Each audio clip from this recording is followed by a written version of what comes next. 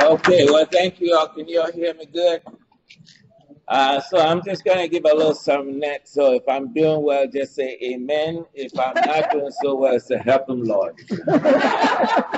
So I'll do my best. So please interrupt, ask questions. This is supposed to be interactive in nature, so I don't claim to be an expert in this field, but I know a little bit to be dangerous.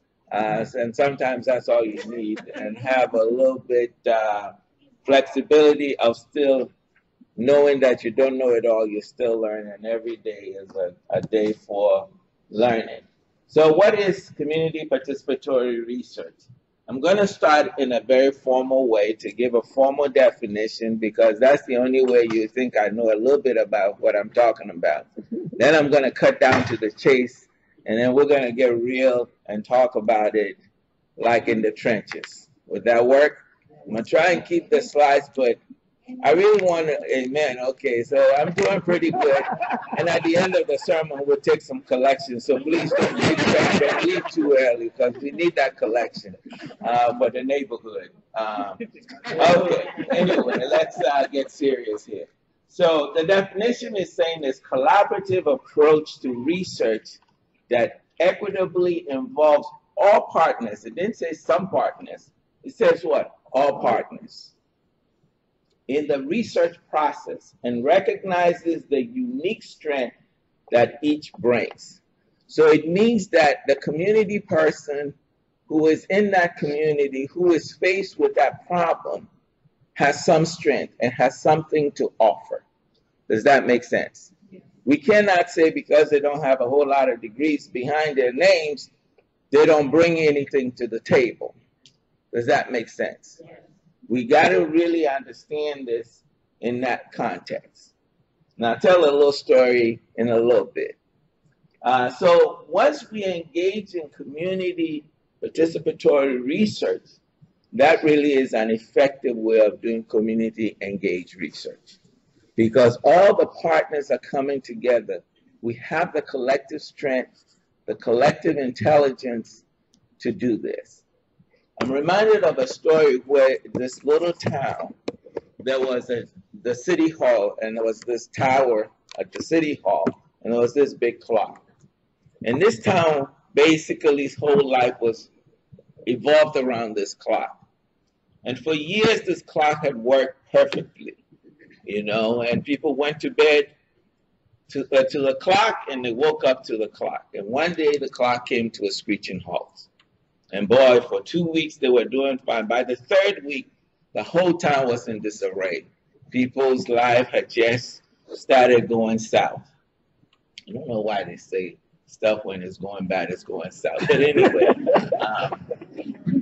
so they decided, the community leaders decided to go and find the best engineers. They went near and far, and they brought a whole bunch of folks in there, and they couldn't fix it.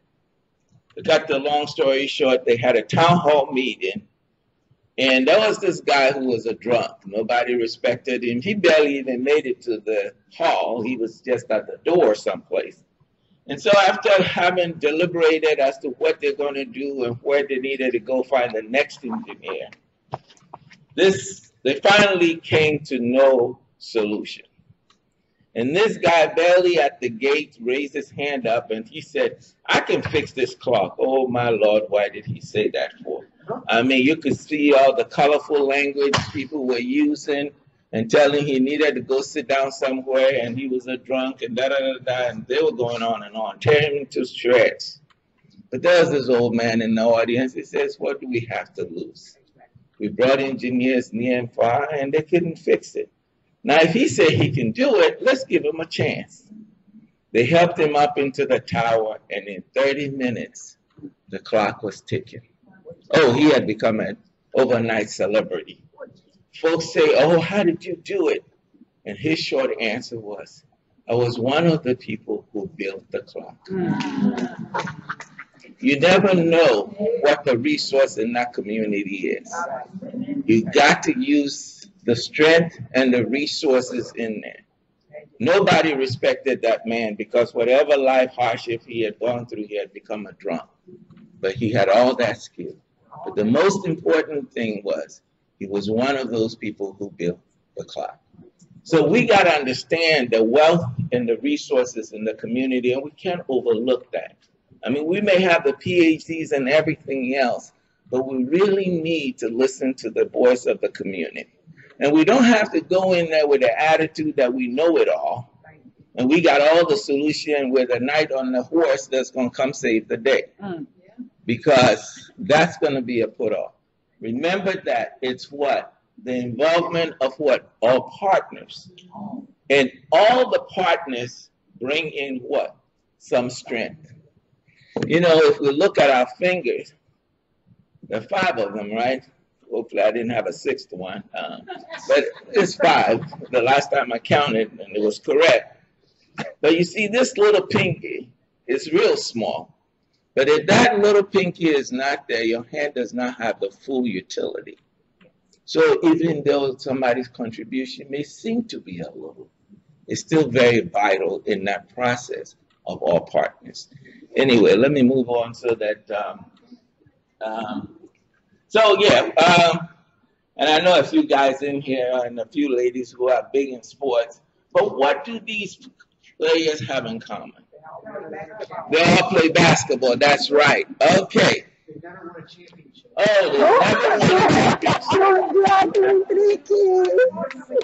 They're all part of a team. Okay, those are all correct answers. Yes. Again, any others?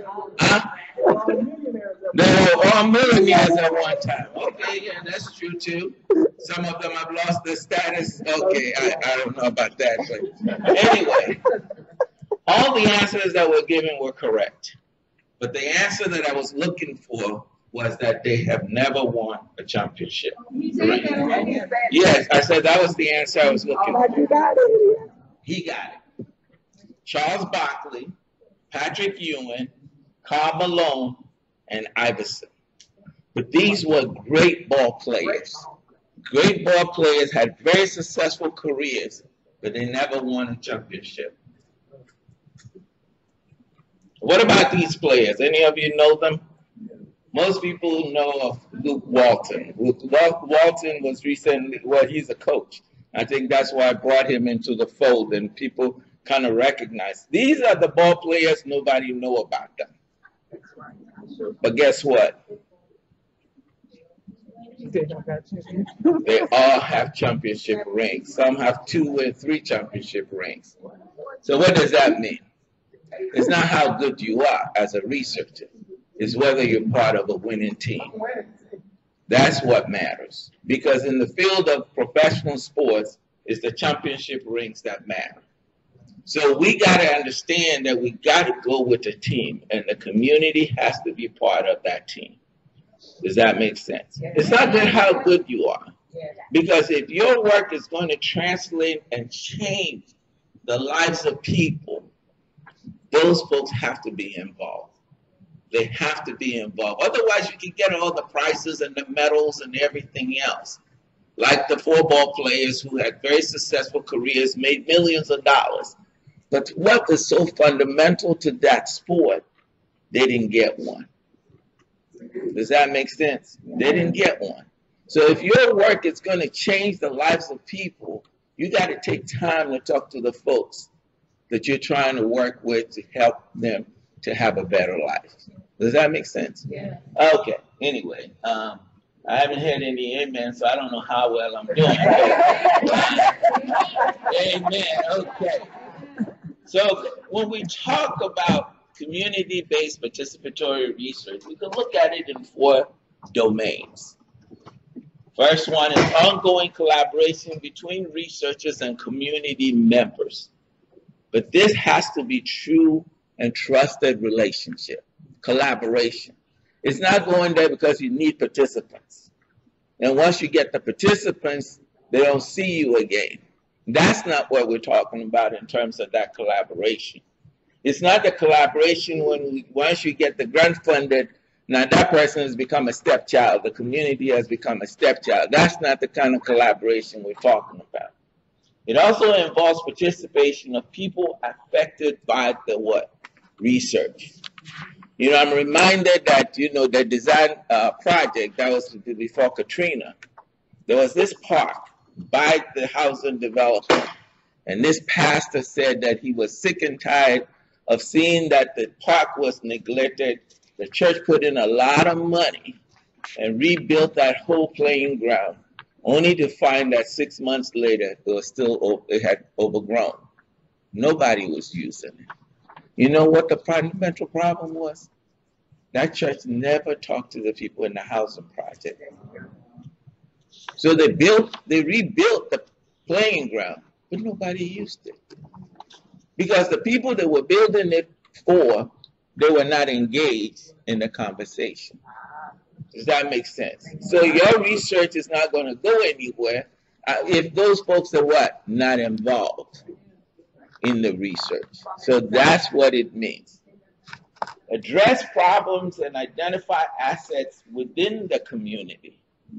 See, I got to tailor this intervention to the way my lifestyle is. And I think Dr. Shepard and Dr. Xavier kind of talked about it, right? If you don't give it to me in a way that I can implement it, it may sound good, but it's not going to what? Happen. So we got to be involved, and you got to understand the assets in the community so that the intervention will work for the folks. Does that make sense? Yeah. Okay. Amen. Okay. We're going to get good collection today. It provides sustainable improvements in the quality of the life for the community involved because they were involved in it. So they'll be able to what? Implement that intervention. They'll be able to implement the knowledge and what has been gained from that process of research. Okay. So this is a very busy slide, and there are 9 principles to this whole thing. I'm not going to bore you too much, but I'm just going to hit the highlights of it. We got to recognize the community as a unit of identity. See, I worked at the Jackson Heart Study in Jackson, Mississippi. And I worked with that project for 10 years. And the way I like to describe the study was, you see, the ladies can relate to this. It's like when you look at research and you look at community and the participants are the diamonds. They give of themselves. That's the precious part of a research process. But the community is that golden band or silver band. Now they even have black rings now. I don't know what it's made of, whether it's whatever material they use. But you see, without that frame, the diamonds cannot be what? Highlighted. So you can't just pick the participants and leave the community out, because the participants stand on what? The frame of the community. The elegance of a diamond ring is not just the diamonds, but the frame that holds it together, right? So that's what we need to understand. You know, if you had, especially if you had, let's say, a daughter and a guy just came in there, whistled, and your daughter just didn't even say good morning to anybody, would you like that dude? No, you would hate that dude, right? And most guys in the olden days, they'll get their shotgun, right? Scare the daylights out of the guy. Why? Because he has to show respect. He has to come to the house. He has to greet the elders, introduce himself, and tell them what family he belongs to, and so on and so forth. It's the same thing. You can't just go out there and pick the participants from the community without saying hello to the community. It's like you violated that household. It's the same thing. So we got to understand the community is a unit of identity. So we got to give that community that respect. Build on strength and resources within the community. What does that mean? See, the folks who got the problem, they know they got the problem. Don't come tell them they got the problem. They know that already. So the question is, what is new? I already know I got the problem. What you gonna do about it, right? But if you come in and you say, well, we want to work together, what is important to you? Then you're gonna still talk about the problem, but it doesn't become the focus of the issue. Does that make sense?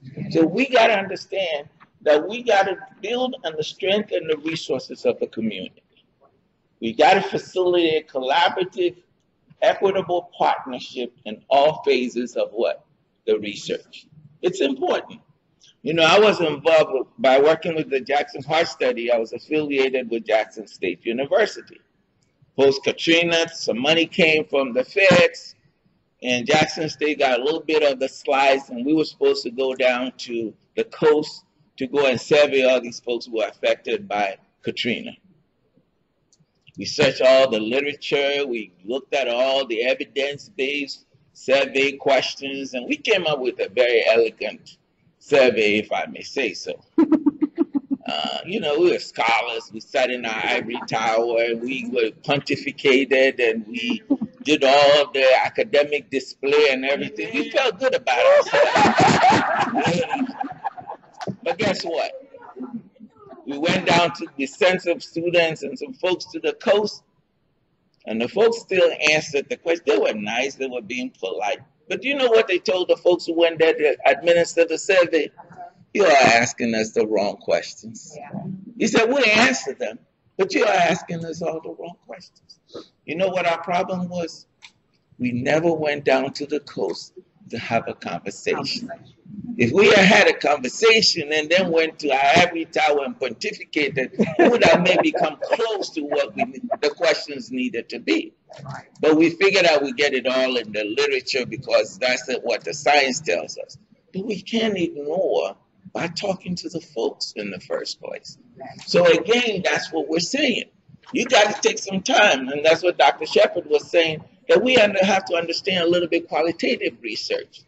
You got to have a conversation with the folks. You know, have tea or something with them, or coffee, and break bread and stuff, and develop that relationship. Because you're going to go back in there again, right? And you want to say, brother, sister, welcome, right? Yeah, you don't want them to see you, and then when you start seeing you in the alley, they balance on the other side and they're gone. You can't see them anymore. And you know, in the South, people use what we call administrative language. They don't tell you no. They'll say next time. It's not good this week.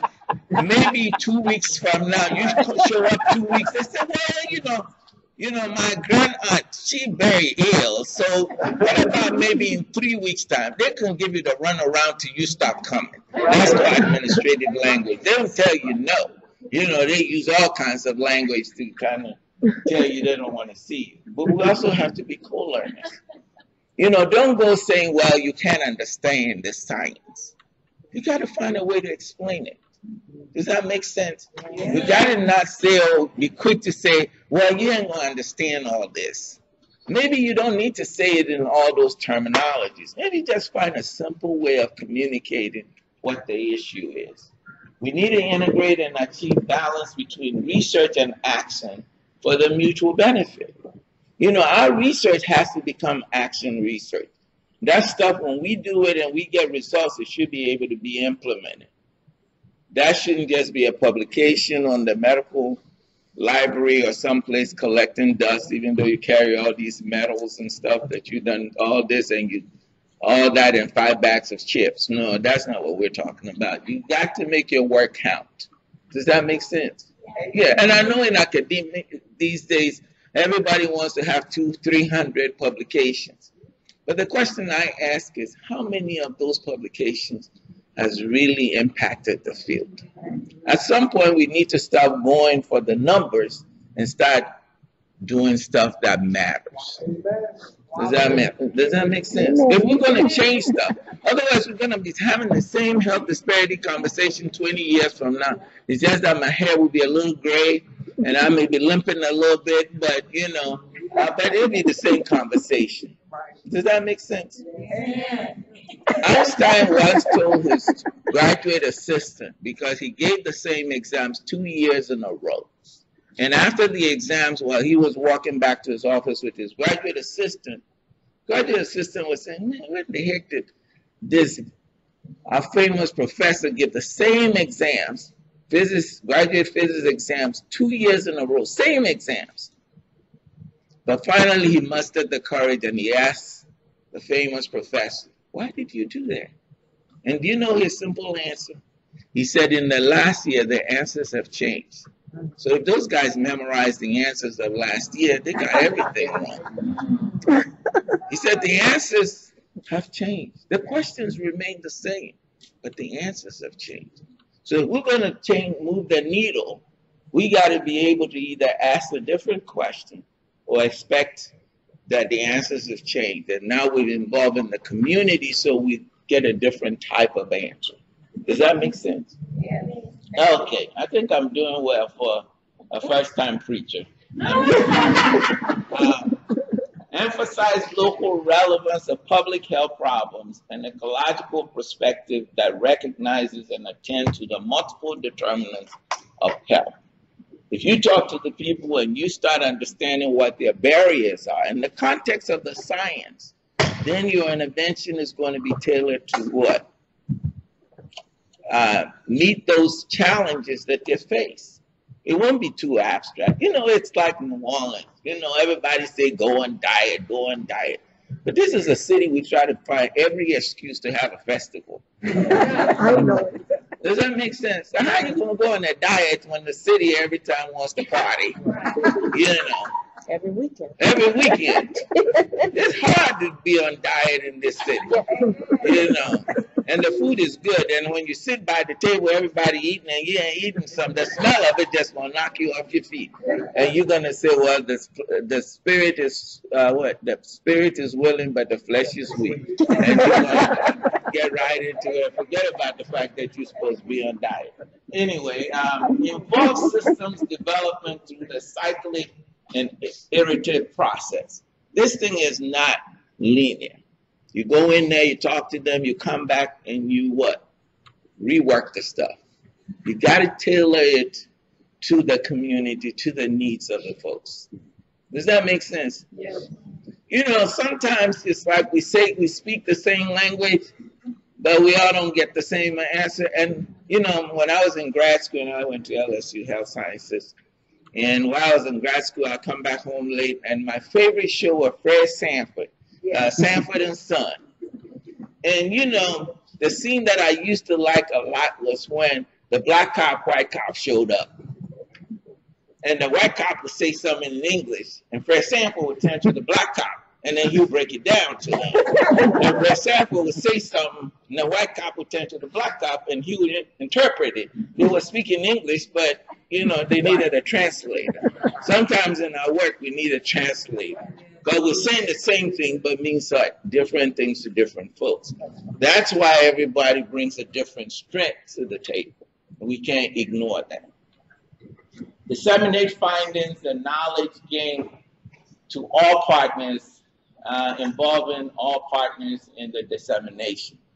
You know, we collect a lot of data in this country.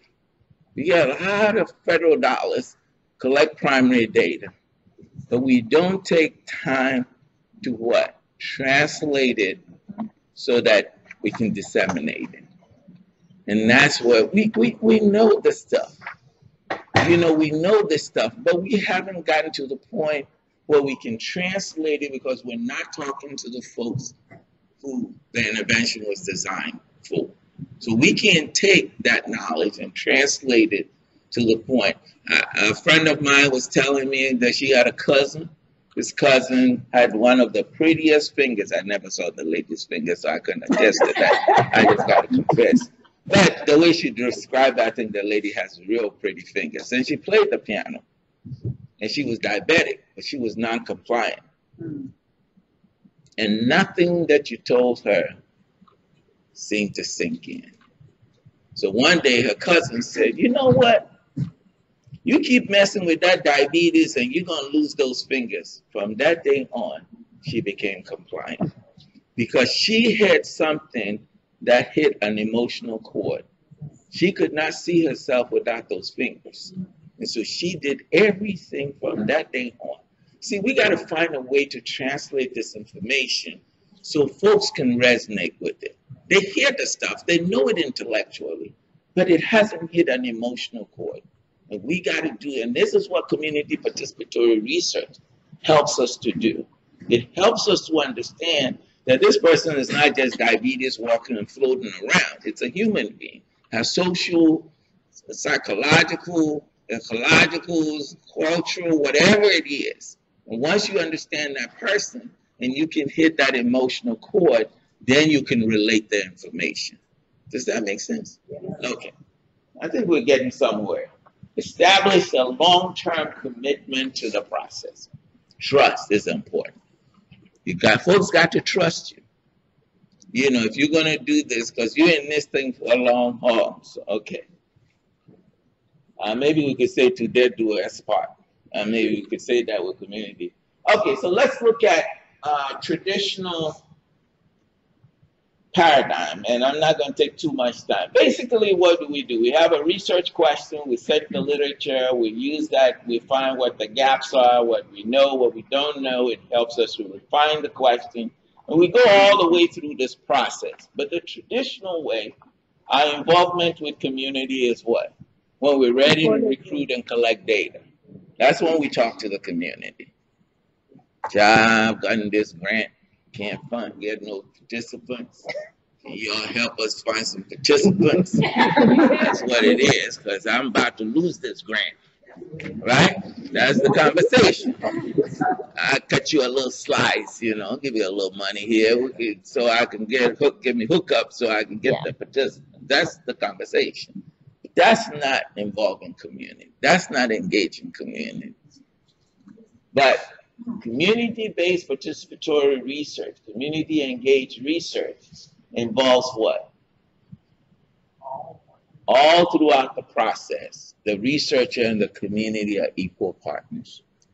We got to think about the question. We're not saying your question is wrong, but maybe let's phrase it a little bit different, because now you understand what we're dealing with. Does that make sense? So when we look at the literature, we're looking at it not through what? The lens of just a researcher who does not understand that community. Now you got a different type of lens, which now adds the community piece to it. So now you actually writing and designing the study in a way that is what? Pragmatic for that community. Because in the long run, what you want to do is the outcome has to go back and what? Positively impact that community. So that's what we're talking about. So they're partners. Remember, the Charles Barkleys, the Patrick Ewings, the Iversons, and the Karl Malones. Great ball players, but never won a championship ring. See, those are the players, they may have warmed the bench all season, but when their team won the championship, they got a ring like everybody else. They didn't say, well, you ain't going to get one because you warmed the bench all season. Does that make sense? So that's what it is. There's power. This is team sport. And you need your team members to be in it with you. So this whole process, from conception to dissemination, the community is a partner. So then later on, when you write your JAMA or New England Journal of Medicine paper, that you get great reviews for it, you're also able to do a lay summary, a newspaper article that now the community what? Benefits, right? You're also going to write your results in a way that it doesn't stigmatize the community. Does that make sense? Because most times that's what community is worried about. You might write something that further promotes that stereotype, that implicit bias that we're talking about. And we're perpetuating the same old negative stuff. So involving the community, you know, I was involved in the Jackson Heart study, and, you know, we were doing quality control, and we looked at the data, and for some people, they were missing height. But, you know, we knew better to pass judgment. So we looked at it and we said, how in the heck people don't have height? If anything is going to be missing, not their height. So before we could just say, oh, these folks ain't doing right in the clinic, they're not collecting the data right, we said, well, maybe we should have a conversation with a clinic manager. But we don't understand why folks don't have height. Well, when we brought the clinic manager in, the answer was so simple. Well, some people come in, they're in a wheelchair. So you can't get standing height. So that's why they're missing height. We said, oh, Data people, what do we know? That folks come in a wheelchair and therefore they don't have standing height. But you see, if we had not had that conversation, we'd have written our reports, oh, the clinic folks are not following protocol, they're missing height. And then now it's tension. When they see me in the hallway, they ain't gonna talk to me. You see, we don't want all of that to happen. But anyway, lest I digress, let me move on. So increase, the advantages of community-based participatory research is that we want to increase relevance and validity of what? The research. We want to make sure that the research is relevant. Relevant to the people who we're trying to what? Help. And these are some of the bullet points. Addresses community needs and priorities, the combined expertise and resources in the community. We're so be able to look at this from a holistic point of view, not just in a very narrow way. And the early two presenters really underscored that and produce actionable what? Outcomes. This stuff gets translated right away to impacting people's lives. That's the kind of stuff we want to do, right? What are we doing the research so we can get a lot of medals, or do we really want to improve the well-being of folks?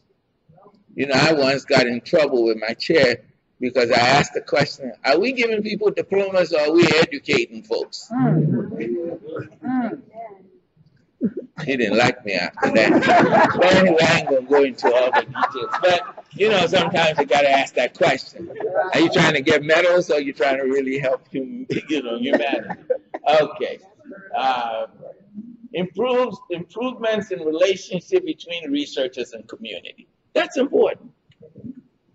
See, if all they do see you is when you come in and gather a few people in the community, you're going to be suspect, right? But when you don't meet folks and you show up and you go by and you say hello and all of that, then you build a relationship. Does that make sense? You've got to build that relationship. Talking about the Jackson Heart Study, I like to piggyback on experiences.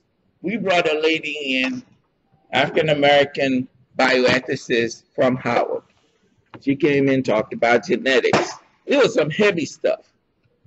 I'm trying to check my time because Tanisha just walked in here. Just to make sure I'm on schedule. She said I'm doing okay. She gave me thumbs up. She brought the basket. We're going to be taking collection in a little bit. So anyway, so this lady came and gave us some heavy stuff about genetics.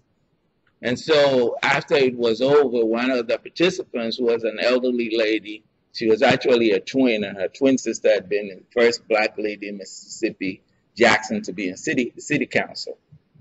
And the speaker asked this lady, she said, are you worried about all the stuff you heard about genetics, because we're talking about your DNA and all of this, and, folks get your DNA, they could do this and do that with it. And, she turned around and said to the speaker, she said, I ain't worried a little bit. I ain't worried about this. These folks got our back. And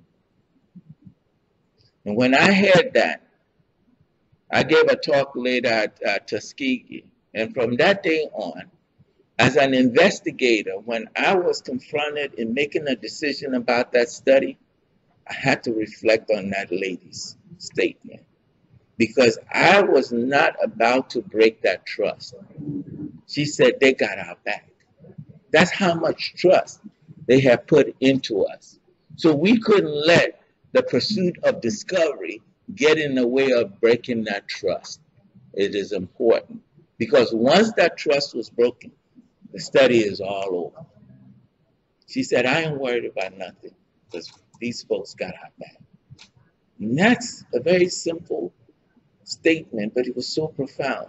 Till this day, I haven't forgotten it. So we got to keep in mind that if we've established relationship with the community and we're saying we're seeking the community's interest, then we got to make sure we protect that trust. Because once that trust is violated, it's going to be hard to get it back. So that's what it means. We've got to understand this is relationship. We've got to build these things. Sustainable interventions and improvement in the quality of life. This stuff we're doing has to change lives, has to improve lives. You know, otherwise, what are we doing it? Yeah, we'll get a few little trinkets, but does that matter? See, my greatest joy in academia is when a student comes back after so many years and he said, you know, it's one thing you said has really made a difference in my life. You can't put a price tag on that. That means I've done something right, right? And sometimes we say, well, with everything we're going through, what does it matter? It doesn't matter. These folks aren't listening. And so I'm reminded of another story, you know, where this old man and his granddaughter was at the beach. They were walking and, you know, there were a lot of starfish that were washed onto the shore, and he would pick one up and throw it back in there. So after a while, her granddaughter said, Grandpa, says, yes.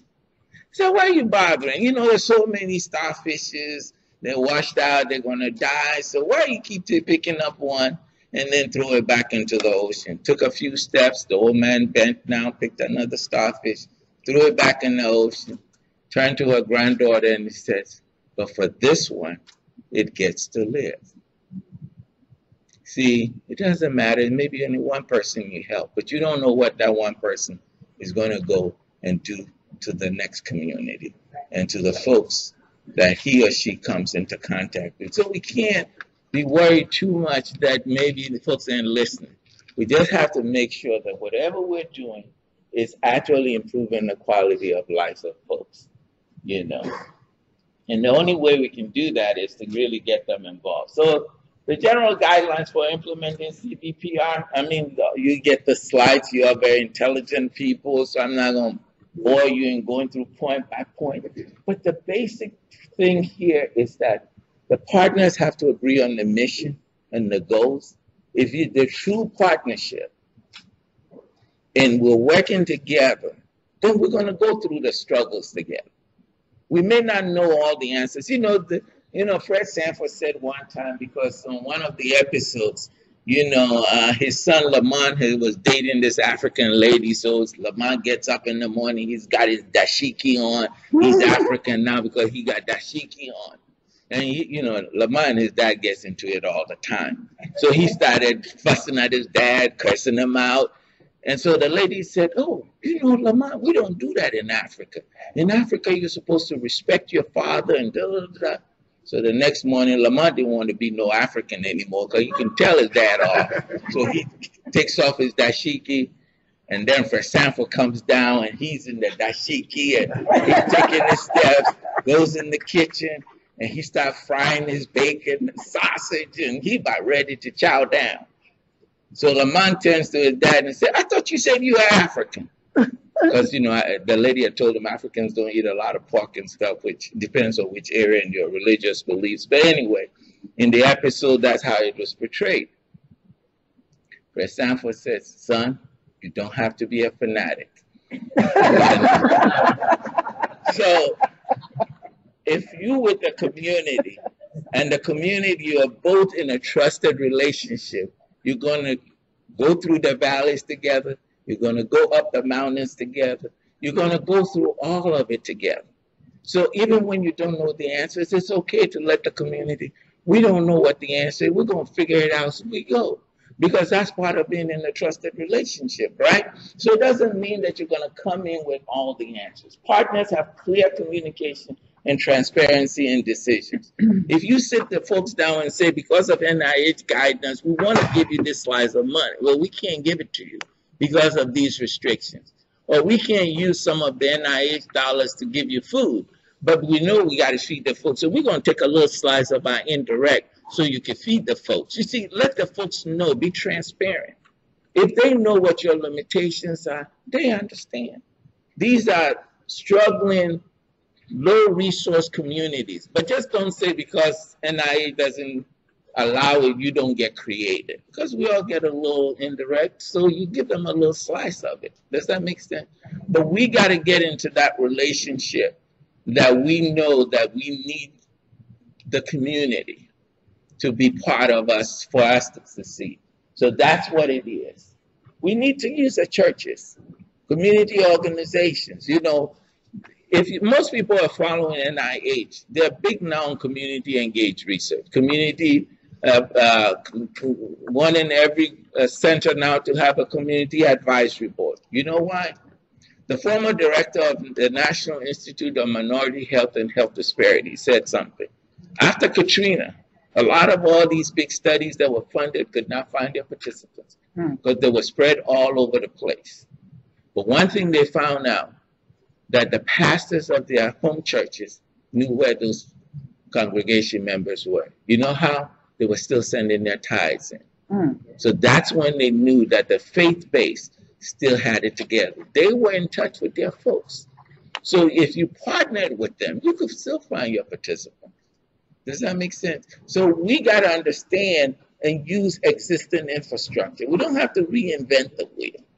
You know, use existing infrastructure, but establish a trusted relationship with those infrastructure. Okay, I think we can go through all these phases. All we're saying is from development to the point of intervention, involve the community. If you would do that, then the community becomes an integrated part of it. So in the final analysis, when you implement your intervention, it's going to work because the community helped you to frame all of this together. Again, we talked about potential challenges, the collaboration, project development, project implementation. We talked about co-learning. The community may understand the community. You may understand the research process. Explain what the research process is to the community. Let the community explain the dynamics of the community. Have that kind of conversation. Once each understands the other, it's easy to do business. Does that make sense? As opposed to we all have our own preconceived assumptions and we're operating on assumptions. We have to be co-learners. We have to be co-teachers. Don't say you're not going to understand, because then the community can say, you the researcher, you can't understand what's going on in our community. You have not lived that life. You've had a lakeside or lakeshore lifestyle. You know, you've never been in the hood. Does that make sense? But they should not have the same attitude that even though you didn't grow up in the community, that you cannot understand. And don't go wearing no dashikis because that's so you blend in there. But folks, I can pick you in a minute that, oh, okay, now he's trying to be all like that, but you know, he ain't like that because the moment he leave here, he's taking the dashiki off in his car and wear his real shirt. Anyway, I made that up. But okay, so engagement is important. We have to strategize and we have to advocate. For engagement, provide leadership for community participation. Respect the community also as a partner, as a leader in this. Identify one person who becomes like a co-PI in the project. You know, the go-to person. Discuss these issues. You know, they may not understand all the science, but they bring a certain strength to the table. We need to assist for strategy, assist in choosing and framing the research question. We talked about that. Involve them in the whole process. And for advocacy, provide feedback on ethics and what? Relevance of research. We also want to share relevant meanings and then information in the process of interpreting data. Even in writing the paper, discuss some of your initial findings. Remember the example with we were sitting there as data people and saying, how in the heck are they missing height? Not understanding that some folks came in what? Wheelchairs. So if we had written our report without that information, we would have messed up. We would have been way off base. But because we had that knowledge, our QC report was written a little different. Does that make sense? So understanding the dynamics in the community may even help you when you write your articles, your research papers, to make sure that your conclusions and everything is not degrading, it's not perpetuating those negative stereotypes, but you really have the context to really interpret what the data is telling us. Does that make sense? You know. I'm almost there. Now, this is a very busy slide. You know, I have to throw this one in there so you all know I have half the intelligence that I claim I have. So that's why it looks real busy and everything else. But really, context is important. If you don't remember anything, Partnership processes is important. You got to work this thing out. It's like dating. The first lady or guy you meet ain't going to work out, but it's okay. That doesn't mean you don't keep trying. You know, if you keep trying, you're going to find the right one. Anyway, I'm not here to talk about that. Let me stick with scripture for today. Intervention and research, the whole processes and outputs, you need to have that conversation as both the community and academic partner. And then the outcomes, and, you know, there's going to be intermediate outcomes. There's going to be long-term outcomes. If they understand your long-term outcomes, that might foster what, a long-term relationship. Does that make sense? Because that one research project ain't going to solve all the problems. But it means that we're going to have to work together. So every other grant that we write, if it's still going, trying to keep the process going, you become our partner for life, and we keep working on this till we can get the stuff going. So that's what that means. This is also another one of those busy slides, but you know, it kind of breaks it down a little bit in terms of development, focus on inquiry, problem definition, study design, funding, and all of those. See, sometimes people say that, well, it takes too long to involve the community. I don't have too much time to babysit and I'll do all of this. You know, it's like this. You either pay it on the front end or you pay it on the back end. I believe that when you pay it on the front end, then you can go to sleep at night and don't have to worry about it on the back end. You know, it's like the credit card. It's easy to buy the stuff, but it's hard to pay it back. So, you know, you got to think about it. If you don't pay it on the front end, it's going to accrue interest. So it's going to make it harder on the back end. So get them involved. It may seem like it's taking a little bit of time, but that nurtured relationship could lead to a lot of time saving during the process and on the back end. Does that make sense? And if it's a well-established relationship, the first grant might take all that work, but the subsequent grants are not going to take that. You write them into the grant anyway, because it's an established relationship. So go in there with the mindset that this is a long-term relationship, and cultivate it and nurture it in a way that it cuts down on the work further down. Otherwise, what's going to happen is like every time you turn around, you have to date again. You know, kind of thing, you know, and after a while, the same lines don't work. Anyway, I'm supposed to be sticking with the scripture. Okay, so that's about it. We'll call it a wrap. So hopefully I did good on my time.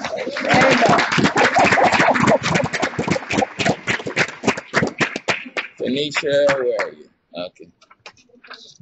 Yeah, any questions? Don't ask any hard. I'm just kidding. Okay. I'm gonna do one of those first stage.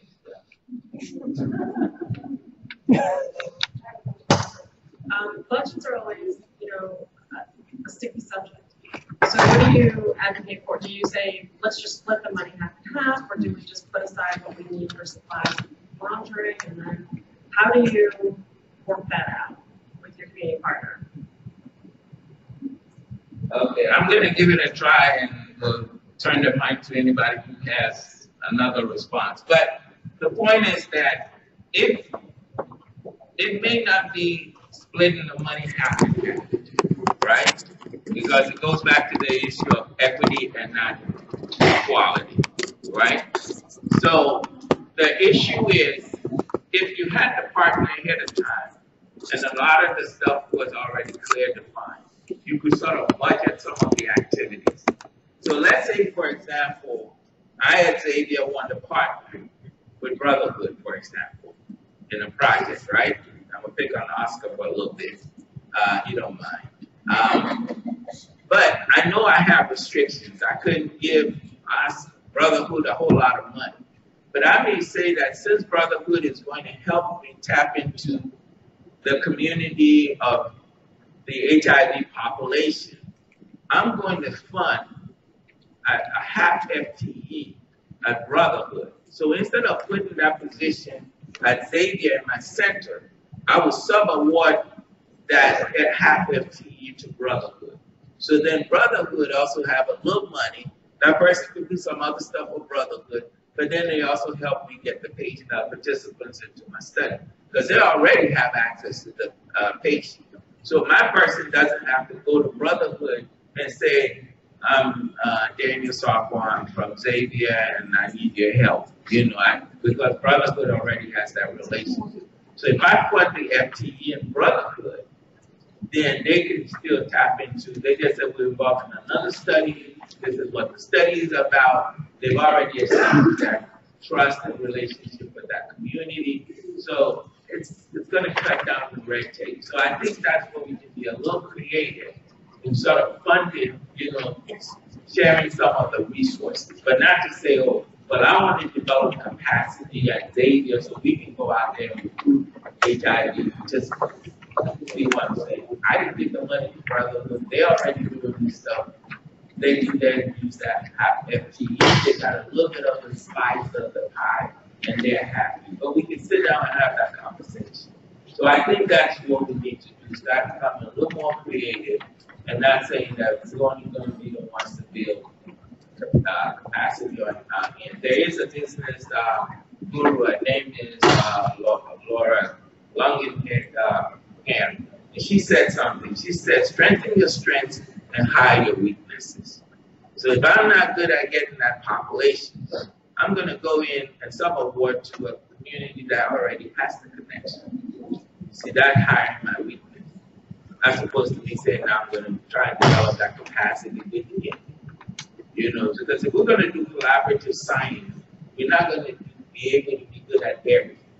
So we got to start looking at that component. If there's a community-based organization that has connections, say, with the Latino community, and they can get the folks in, then do a sub award to that too. And sometimes it's not easy because of restrictions, but we got to get a little creative. Sometimes we may have to go into our convince our institution to take a little bit of the indirect, so we fund these kinds of things because they're not allowable because of the actual direct dollars. Margarita has and also in our case, for example, when I work with the community projects, we do write the proposal together. We work in the budget together. It's not when I get my grant, I'm going to say, oh, this is some money for you. No, together we decide if we need assistance, if we need computers, if we need whatever equipment, what is going to the community, what is coming to the university. So when you submit the proposal, it's very clear that there is some money that going to the community. And we divide this, so who's gonna do this kind of job, you or me, or so it's a negotiation before you submit the proposal. That is CBPR. Any other questions? Man, my Oprah days are over. Nobody has questions. Okay, I'll turn it back to Tanisha.